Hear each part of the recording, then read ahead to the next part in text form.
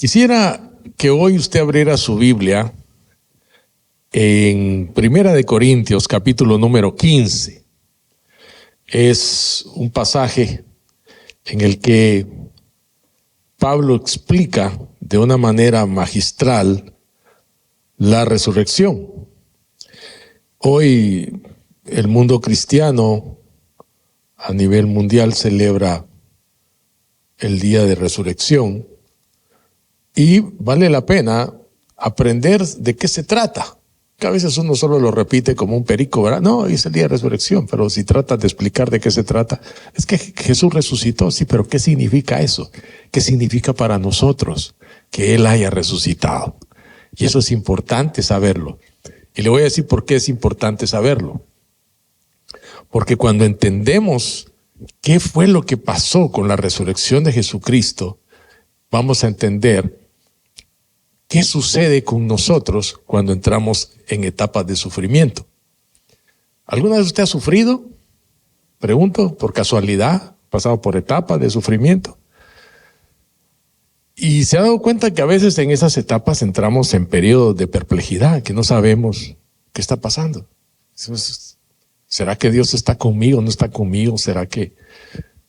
¿Por qué a mí? Porque pensamos que somos los únicos que estamos pasando por eso. Por eso es que mi hermano Anel repite todos los domingos: si usted está pasando por un problema, no se quede solo. Llame y pónganos al tanto para que todos estemos orando unos por otros. Pareciera que cuando oramos unos por otros no pasa nada. Muchas veces la gente dice: qué consuelo quiere por mí. No, usted no se imagina lo que eso es. Ahora que yo acabo de pasar esta etapa medio complicada con mi salud, yo podía sentir la oración de mis hermanos por mí. Era algo muy poderoso. Entonces es importante, pero hoy vamos a aprender qué es lo que la palabra de Dios dice acerca de esto. Así que vamos a ir a 1 Corintios capítulo 15 y vamos a leer los primeros versículos y nos vamos a quedar ahí porque vamos a ver todo el capítulo. Digamos, no vamos a ver versículo por versículo, pero sí vamos a ver unos bloques de versículos que nos van a enseñar de qué se trata esto de la resurrección. Amén. Muy bien, vamos a ir capítulo 15, versículos 1 al 11. Dice: ahora, hermanos, quiero recordarles el evangelio que les prediqué, el mismo que recibieron y en el cual se mantienen firmes. Mediante este evangelio son salvos si se aferran a la palabra que les prediqué. De otro modo, habrán creído en vano. Es fundamental, fíjense que es interesante cómo introduce el apóstol Pablo la enseñanza sobre lo que va a hablar sobre la resurrección como la base del evangelio. El evangelio que les prediqué es esto. Se los prediqué y se los vuelvo a repetir. ¿Sí? Hay una moda entre los cristianos de querer estar oyendo cosas nuevas cada vez que oyen un predicador. Y resulta que el evangelio no es cosas nuevas. El evangelio es lo mismo siempre, porque nosotros tenemos un problema: se nos olvida lo importante. Pablo dijo: a mí no me es molesto repetirles las mismas cosas, y para ustedes es seguridad. Ahora, ¿qué es lo que nosotros aprendemos cuando vemos el evangelio? Diferentes facetas del mismo evangelio. Cosas que no entendíamos, las entendemos ahora. Hay cosas que hace 1 año, 2 años no las entendíamos, pero las entendemos ahora. Pero son las mismas cosas que tiene el evangelio. Entonces necesitamos oírlas constantemente para poder aprenderlas. Por eso usted me oye decir que para mí la iglesia es como una escuela. Si somos discípulos de Cristo, necesitamos venir a la iglesia. ¿Por qué? Porque el discípulo necesita aprender constantemente. Y por eso es que es una escuela. ¿Para qué sirve una escuela?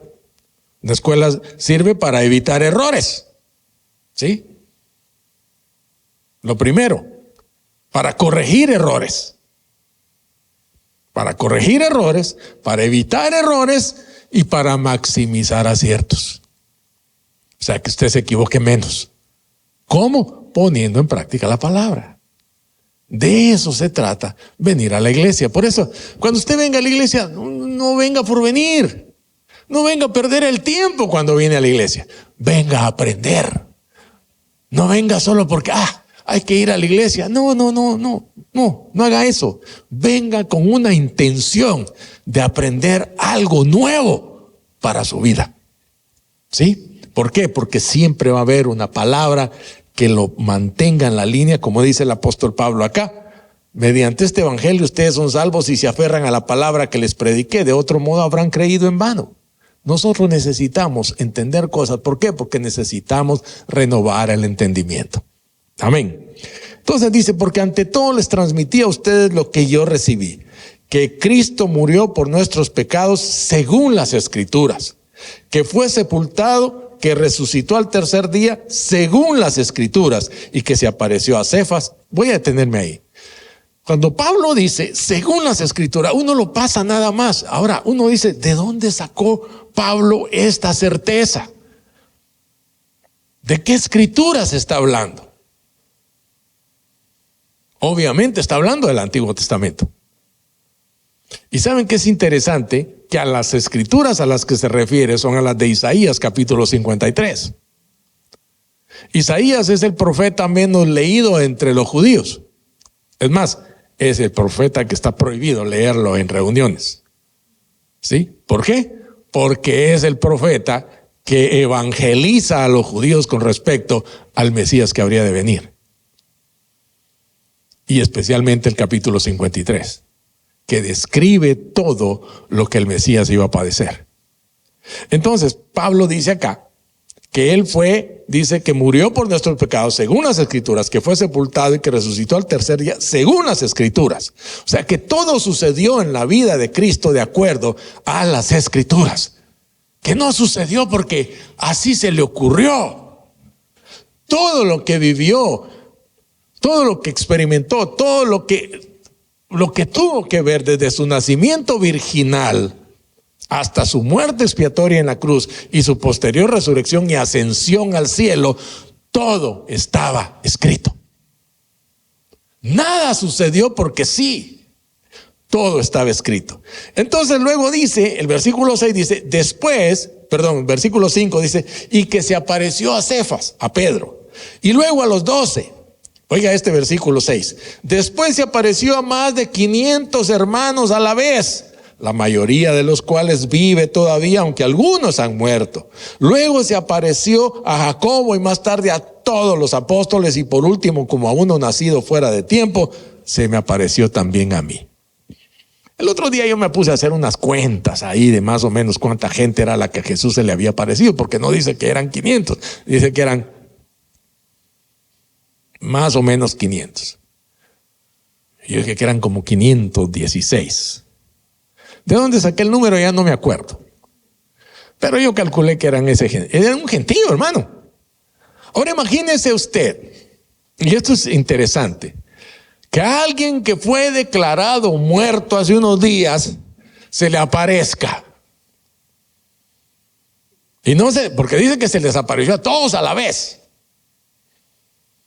Que de repente nosotros, los que estamos aquí, que calculo que seremos unas 50 personas, andábamos con Jesús y hace unos días lo vimos morir en la cruz y hoy estamos todos tristes, desanimados, desalentados, como aquellos que Lucas menciona que iban para el camino de Maús.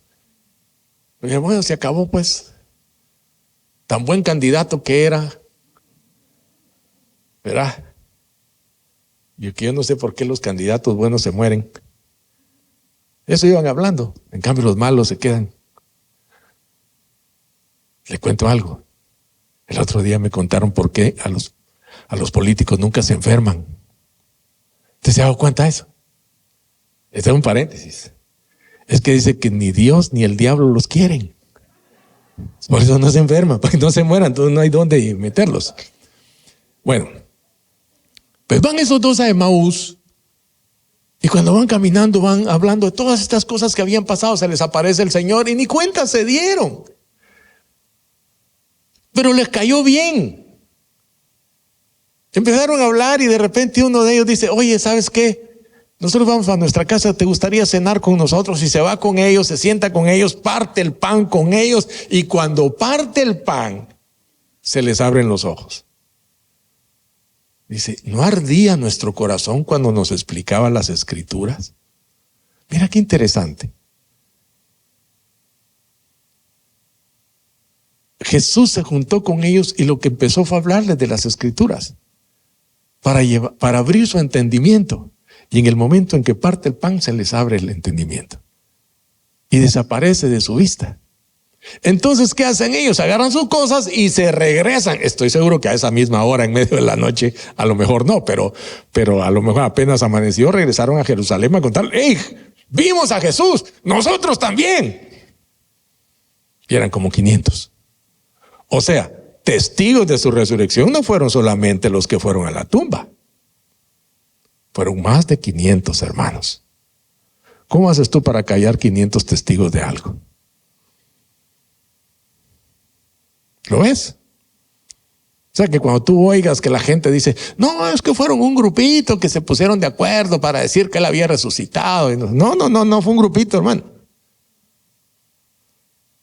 Es que coimearon a unos cuantos para que dijeran, oye, había que tener plata para coimear 500 personas y decir que, ¿me explico?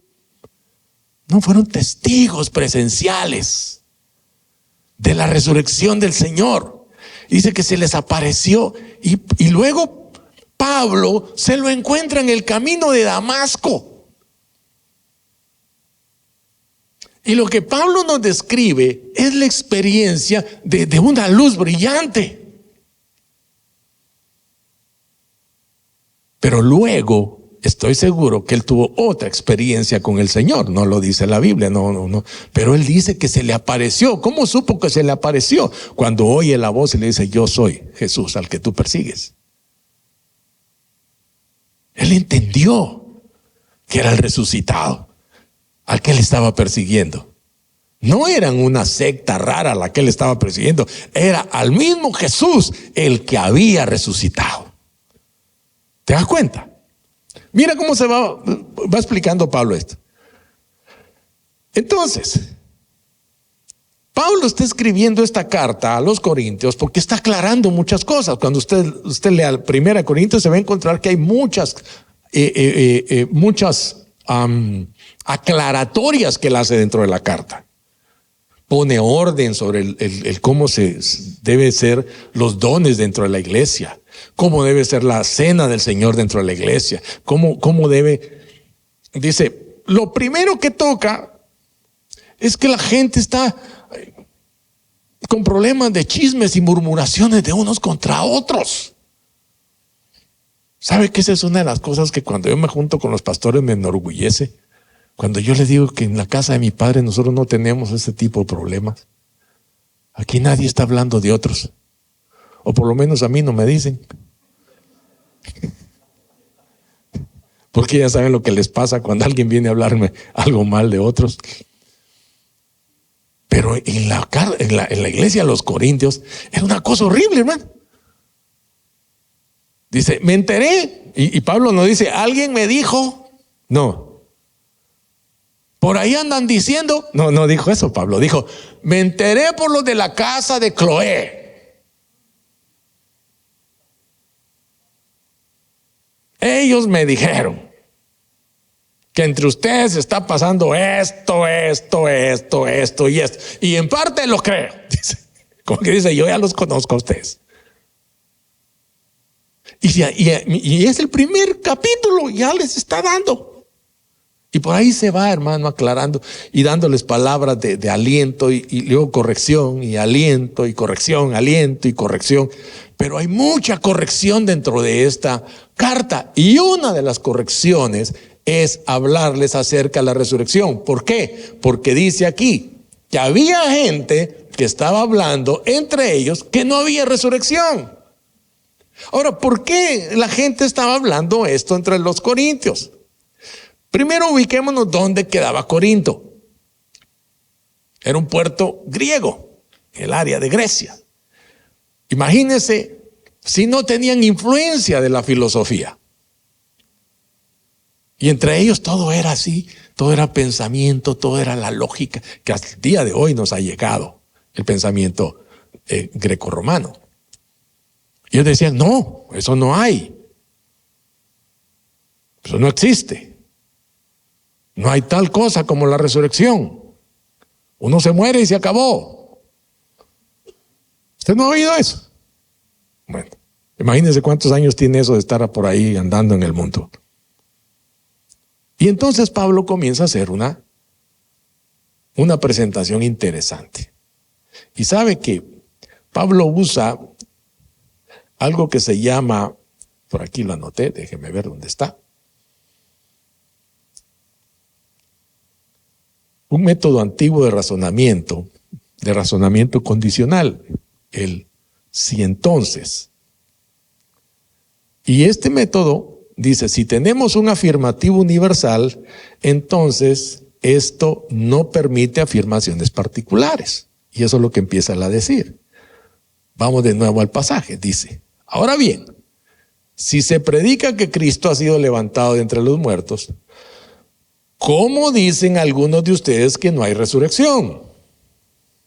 Si la base de nuestra fe es que Cristo resucitó, porque ustedes dicen que no hay resurrección. Si no hay resurrección, entonces ni siquiera Cristo ha resucitado. Dice cómo empieza la discusión Pablo aquí. Y si Cristo no ha resucitado, nuestra predicación no sirve para nada. Como tampoco la fe de ustedes. Aún más, resultaríamos falsos testigos de Dios por haber testificado que Dios resucitó a Cristo, lo cual no habría sucedido si en verdad los muertos no resucitan. Mira qué fuerte. Y entonces dice, porque si los muertos no resucitan, tampoco Cristo ha resucitado.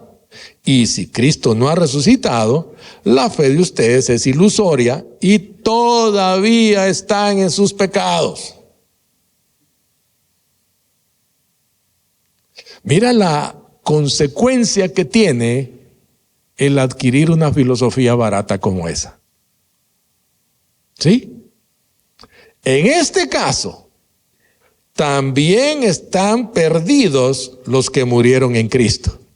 Si la esperanza que tenemos en Cristo, este versículo a mí me pegó muy duro. Dice, si la esperanza que tenemos en Cristo fuera solo para esta vida, seríamos los más desdichados de todos los mortales.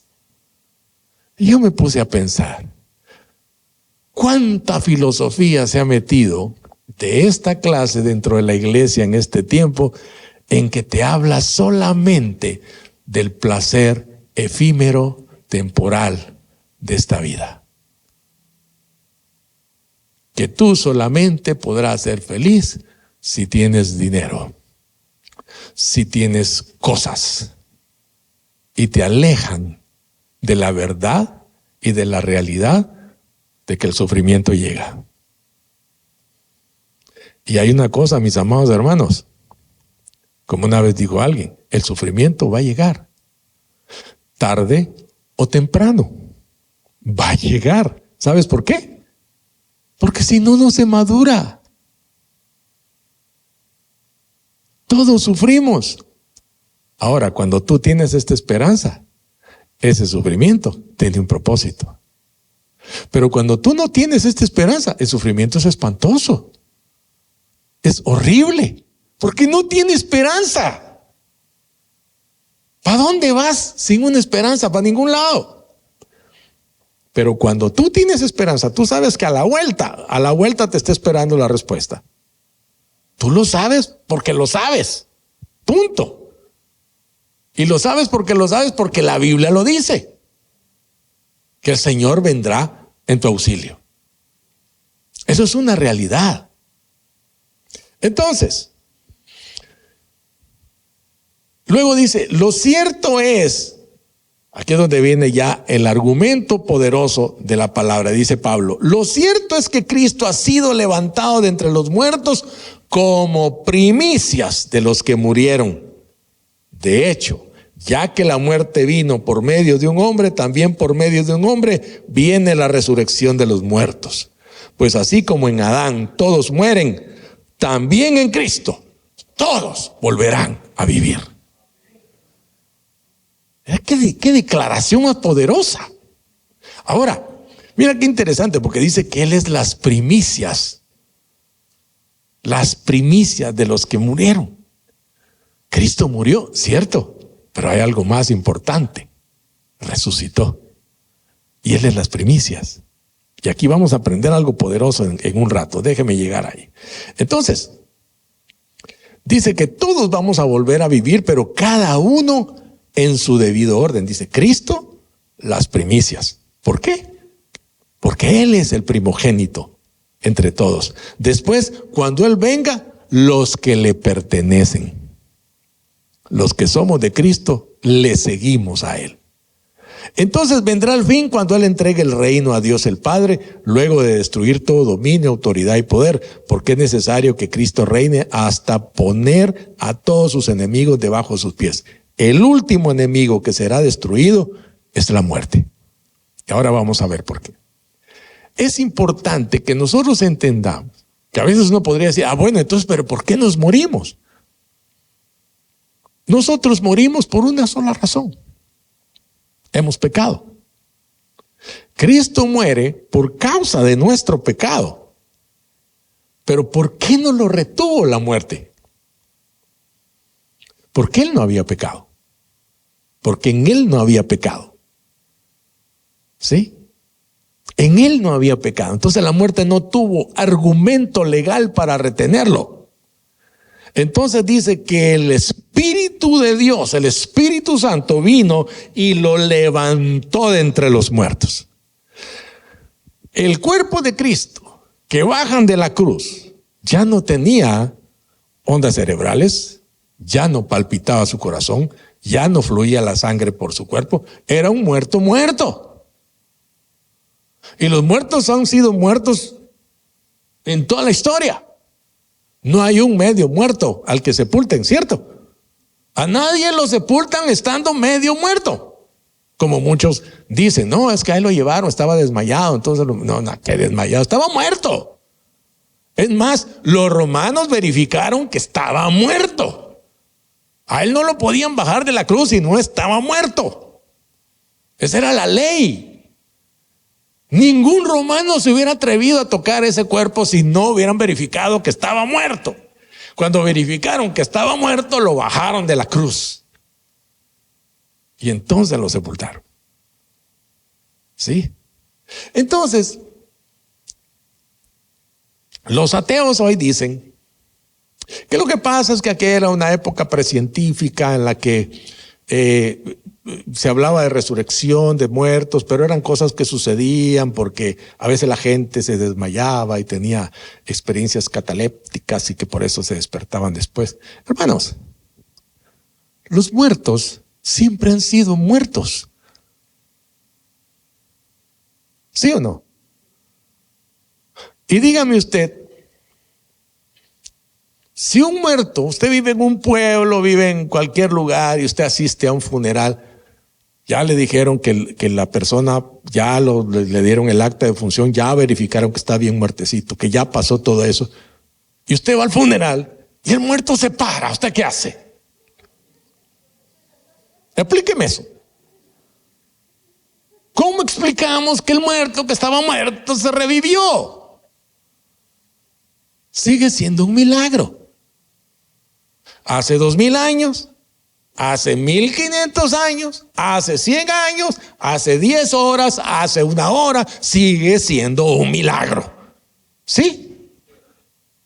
Bueno, encima fue un milagro con testigos. Porque encima el muerto no se levantó y se levantó así como que, ay, ¿dónde estoy? ¿Qué pasó? No, como muchos que resucitan, ¿verdad? No, se levantó y comenzó a dar instrucciones. Y comenzó a traer un mensaje muy claro. Jesús se levantó de la muerte, trayendo un mensaje de Dios y dejando instrucciones para todos. Entonces, esto es hermoso. Entonces dice que el último enemigo que será destruido es la muerte, pues Dios ha sometido todo a su dominio. Al decir que todo ha quedado sometido a su dominio, es claro que no se incluye a Dios mismo, quien todo lo sometió a Cristo. Y cuando todo le sea sometido, entonces el Hijo mismo se someterá a aquel que le sometió todo, para que Dios sea todo en todos. Es tan poderoso, hermano. ¿Qué es lo que está diciendo? Está diciendo que en este momento todo lo que hace el Hijo lo hace para el Padre, para que el Padre sea glorificado en él, dice. Pero llegará el momento, dicen, que Dios será todo en todos, que Él no sé cómo explicar esto, en que estaremos incluidos en Él como sus amadas criaturas, sus amados hijos. No seremos Dios, como dicen algunas filosofías. Es que nosotros estamos en constantes reencarnaciones para llegar a ser Dios. No, eso no es cierto. Nosotros no vivimos de manera circular, nosotros vivimos de manera lineal. Está establecido que los hombres mueran una sola vez y después de esto el juicio, dice. ¿Sí? Vivimos, morimos y resucitamos para muerte o para vida, de acuerdo a lo que hayamos hecho con Cristo. Amén. Entonces, vamos al versículo 35. Tal vez alguien pregunte, ¿cómo resucitarán los muertos? ¿Con qué clase de cuerpo vendrán? Qué tontería, dice. Lo que tú siembras no cobra vida a menos que muera. No plantas el cuerpo que luego ha de nacer, sino que siembras una simple semilla de trigo o de otro grano. Pero Dios le da el cuerpo que quiso darle, y a cada clase de semilla le da un cuerpo propio. No todos los cuerpos son iguales. Hay cuerpos humanos, también los hay de animales terrestres, de aves y de peces. Asimismo hay cuerpos celestes y cuerpos terrestres. Pero el esplendor de los cuerpos celestes es uno y el de los cuerpos terrestres es otro. Uno es el esplendor del sol, otro el de la luna, el de las estrellas. Cada estrella tiene su propio brillo. Aquí quiero hacer una aclaración, hermano, en que cuando oigo a los cristianos decir eso, me da una rabia. Y cuando oigo a los cristianos de la casa de mi padre, me da 3 veces más rabia. Y cuando alguien muere dice, ya tenemos otro ángel. ¿Quién, Carrizo, te dijo a ti que la gente se vuelve ángel? La gente no se vuelve ángel. Los seres humanos tienen un tipo de cuerpo y los ángeles tienen otro tipo de cuerpo. Déjame decirte algo. Los ángeles, dice la Biblia, tienen o son una cantidad específica. ¿Por qué? Porque los ángeles no mueren. Entonces, si Dios necesitaba 1.000.000 de ángeles, 1.000.001, Él sigue teniendo 1.000.001 por la eternidad. ¿Por qué? Porque no necesita más y porque no se le va a morir ninguno. ¿Sí? Así que tú no vas a ser ángel ni ángela. ¿Me entiendes?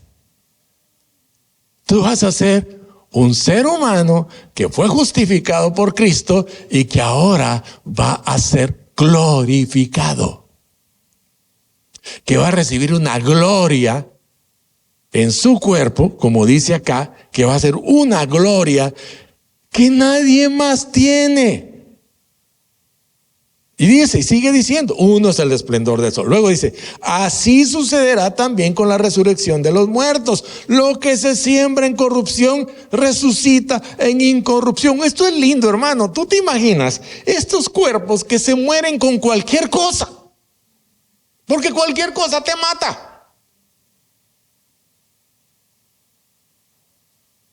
Me recuerdo a un predicador, fue a predicar a África y creo que hubo un huracán, no sé qué hubo cuando él estaba allá.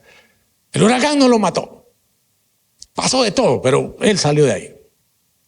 No sé qué otra cosa pasó y tampoco lo mató.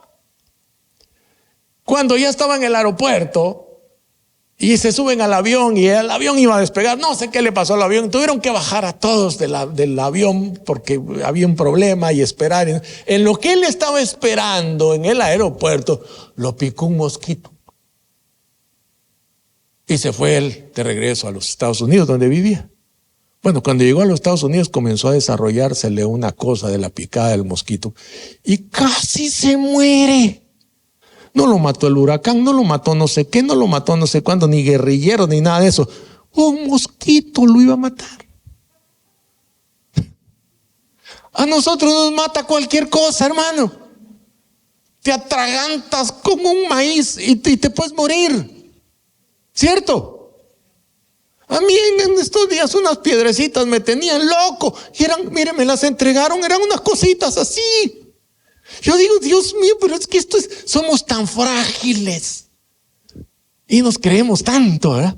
Pero somos tan frágiles, hermano. Pero dice que esto corruptible va a resultar, va a resucitar, va a salir en algo incorruptible, en algo que nunca se va a enfermar, que nunca se va a debilitar y que nunca se va a morir. Cuando yo leí eso dije, nunca nos vamos a morir. Esto está bueno.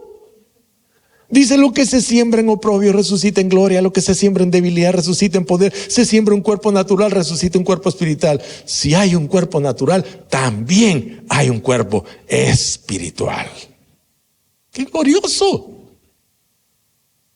¿Te das cuenta el intercambio que hemos recibido? Y eso es con lo que la resurrección tiene que ver contigo y conmigo. Eso ya está hablando de cómo va a ser. Cristo las primicias, luego nosotros. Bueno, ¿cómo nos afecta a nosotros? Mira, cuando uno se enferma, ¿qué es lo peor que le puede pasar a uno cuando uno se enferma? Pues vas a resucitar. Y a veces oigo a la gente y dice, sí, pero es que no me quiero morir todavía. ¿Y qué tan bueno está esto que no te quieres morir? Es porque no estás enterado de lo bueno que está allá. No, también te digo, no, agarremos todos, vamos a suicidarnos al puente de la América. No, no estoy diciendo eso. No estoy diciendo eso. No, Dios nos libre. No, lo que estoy diciendo es, no le temas. Lo que ha de llegar cuando sea. Y te digo una cosa, cuando llega el momento, tú sabes que llegó el momento, no te va a tomar por sorpresa. Porque Dios es así. Mira, cuando tú lees la carta a Timoteo, del 2 Timoteo, cuando Pablo dice, el tiempo de mi partida ha llegado. Estoy ya para ser derramado en ofrenda de libación para Dios. Ya sabía. No es que celebremos la muerte, pero es que para nosotros no hay muerte. Solo es un traslado. Y luego el apóstol sigue hablando. Mire, dice, voy al versículo 51. Escuche esto. Fíjense bien en el misterio que les voy a revelar. Para los que les gustan los misterios, oiga esto. No todos moriremos, pero todos seremos transformados. En un instante, en un abrir y cerrar de ojos, al toque final de la trompeta, pues sonará la trompeta y los muertos resucitarán con un cuerpo incorruptible y nosotros, o sea, los que estamos vivos, seremos transformados, porque lo corruptible tiene que revestirse de lo incorruptible y lo mortal de inmortalidad. ¡Wow! No voy a preguntar cuánto tienen ganas de morirse, no se trata de eso, pero sí que sepamos que hay algo del otro lado mejor que lo que tenemos aquí. Dice, cuando lo corruptible se revista del incorruptible y lo mortal de inmortalidad, entonces se cumplirá lo que está escrito. Esto es glorioso. La muerte ha sido devorada por la victoria. ¿Dónde está, muerte, tu victoria? ¿Dónde está, muerte, tu aguijón? Porque, mis amados hermanos, lo que decía al principio, la victoria de Jesucristo no fue solamente sobre el pecado, fue sobre la muerte. Sí, El aguijón de la muerte, dice el versículo 56, es el pecado, y el poder del pecado es la ley. Por eso es que decía hace un momento que el cuerpo de Jesucristo fue retenido un momento por causa de nuestros pecados, porque el cuerpo de Él bajó a la tumba, pero sin pecado. Por eso es que la muerte no lo pudo retener, porque no había forma de castigarlo, porque la paga del pecado es la muerte. Pero resulta que Él sin pecado no había forma de castigarlo. Sí. Entonces, ahora mira este intercambio maravilloso. ¿Qué sucede contigo ahora que has reconocido que el sacrificio de la cruz te justifica a ti y te perdona tus pecados? Que tú has hecho que eso que Él pagó se te aplique a ti. Entonces, cuando tú mueras, tampoco la muerte te puede retener, porque tus pecados han sido perdonados y han sido puestos en el cuerpo mortal de Jesús, y en Él ha sido llevado el castigo que tú te merecías. Mira qué glorioso. Así que yo te puedo asegurar con las palabras que dice la Biblia: ya eres eterno. Esto está para salir brincando de aquí, hermano. Sí. ¿Sabes por qué? Porque la muerte ya no puede retenerme. Ya no hay forma. A lo mejor mi cuerpo va a ir y visitar ese lugar, pero ya yo no. Además, este cuerpo se va desgastando, lo dice la Biblia, de día en día. Pero el interior se renueva de día en día. Esto es algo que yo nunca he podido explicar, cómo algo puede ser más nuevo cada día. ¿Te has dado cuenta? Tú compras una camisa hoy y ya mañana es vieja. ¿Sí o no? Tú compras un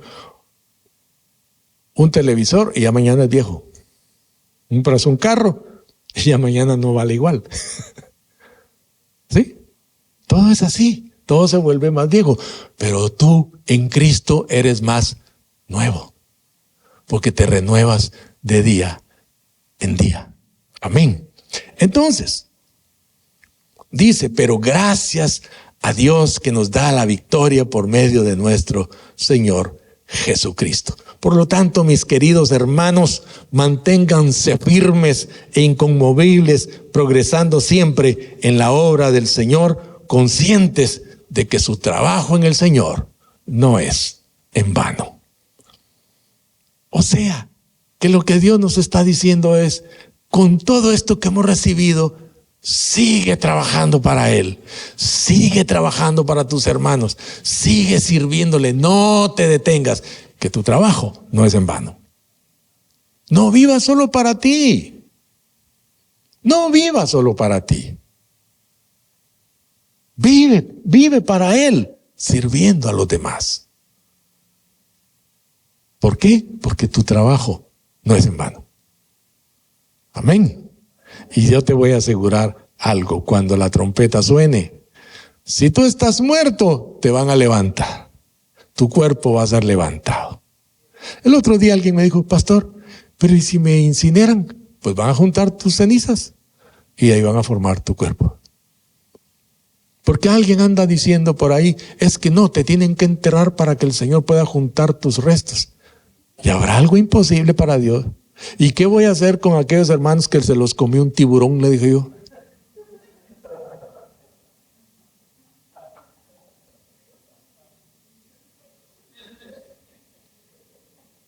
Eso ni siquiera es ceniza. Entonces ya fue digerido, ya salió por ahí en el mar, por allá se quedó. ¿Te das cuenta? O sea, la gente como bobita, ¿no? Venga, un Dios tan limitado, hermano.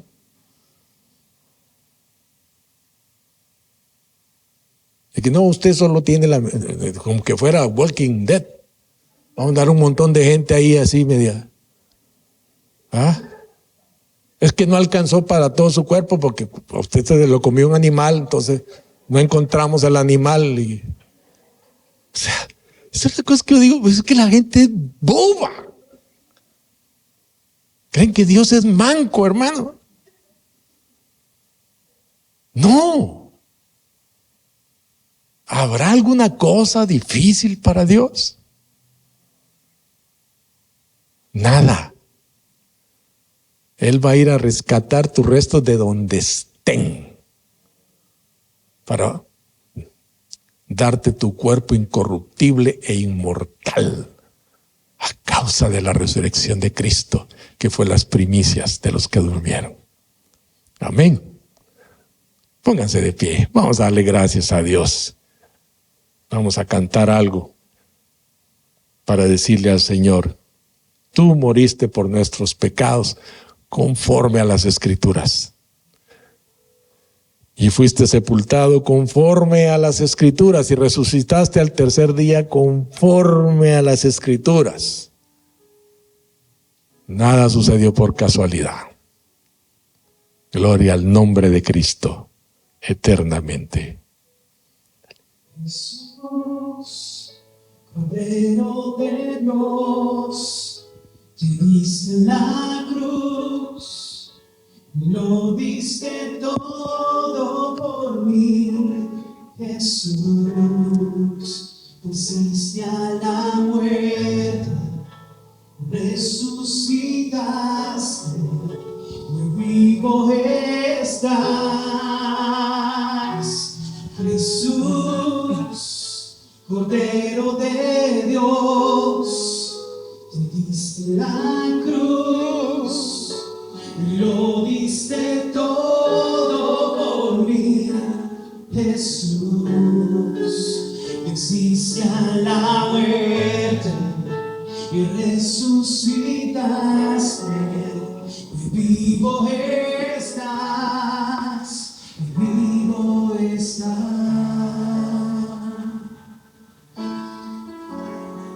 Oh, vivo estás, Jesús. Oh, tú vives y reinas para siempre. Oh,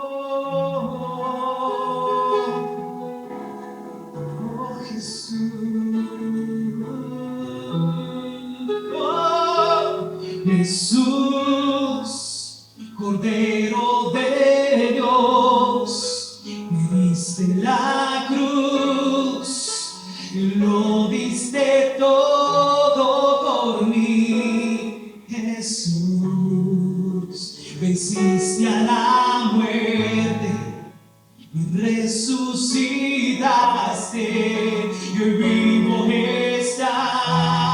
Jesús, Jesús, Cordero de Dios, te diste la cruz, lo diste todo por mí. Jesús, venciste a la muerte, resucitaste,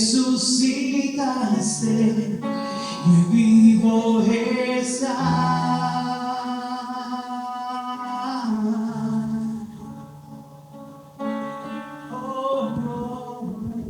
Levanta tus manos y dale gracias al Señor.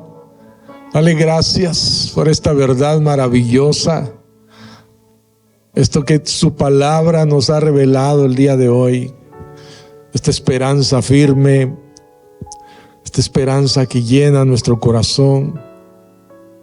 Dale gracias, dale gracias.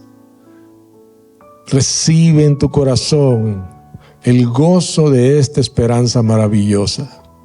Bendito sea tu nombre, Señor Jesucristo. A tu nombre sea la gloria, la honra, el poder, el dominio. Todo es tuyo, Señor. Mi vida es tuya, Señor. Quiero vivir conforme a tu voluntad y a tu propósito, mi Dios. Padre, que el beneficio maravilloso de tu resurrección se manifiesta en nuestras vidas. Si hay necesidad de sanidad, Señor, que se manifieste en los cuerpos de tus hijos. Sana toda enfermedad entre tu pueblo, Señor. Trae alivio en medio de la aflicción, Señor. Padre, quita toda opresión en el nombre de Jesús. Señor, que ahora sea quitada la opresión sobre tu pueblo. Que toda inquietud con respecto al futuro, Señor, sea quitada. Porque en ti nuestros corazones están seguros. En ti nuestras vidas están seguras, Señor. Sostén nuestras vidas.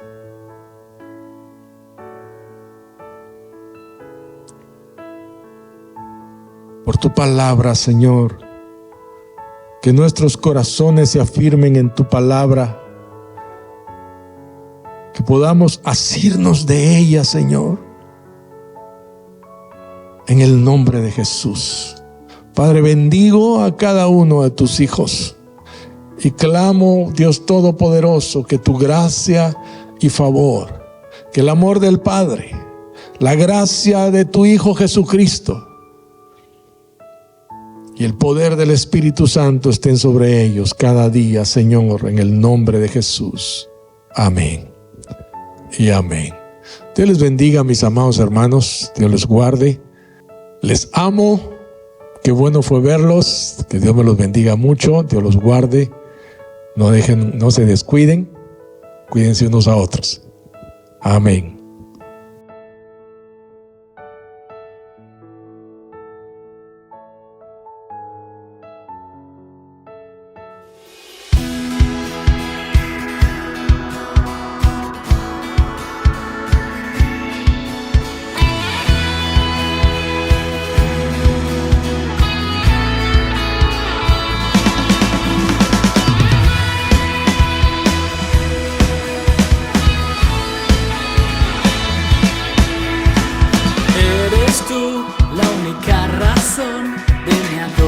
A Jesús.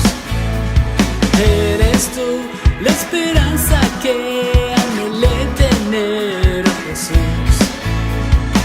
Confié en ti, me has ayudado, tu salvación me has regalado.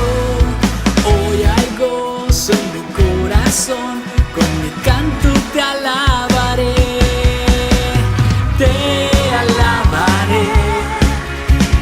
Te glorificaré, te alabaré, mi buen Jesús. Te alabaré, te glorificaré, te alabaré, mi buen Jesús. Eres tú la única razón de mi adoración, oh Jesús. Eres tú la esperanza que anhelé tener, oh Jesús. Confié en ti, me has ayudado, tu salvación me has regalado. Hoy hay gozo en mi corazón, con mi canto